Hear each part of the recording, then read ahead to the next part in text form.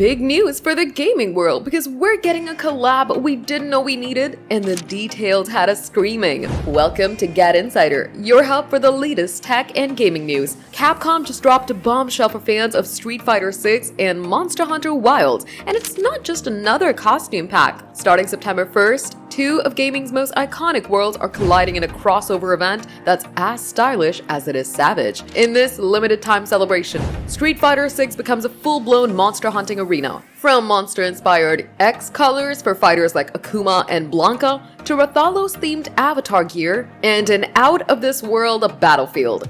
This event is bringing the Monster Hunter universe to the streets, and it's doing it with all pomp and show. But Capcom isn't just handing out cosmetics. Log in during the event and you'll get free challenge screen effects, classic sound cues, stickers, and wallpapers. True fans will really be feasting on it. That's not all. There's also a Battle Hub voting event where players can earn exclusive emotes, accessories, and titles, making this more than just a visual thing. This collab will surely be interactive, competitive, and dripping with crossover energy. Capcom is clearly going all out to make this a standout moment in both games' timelines.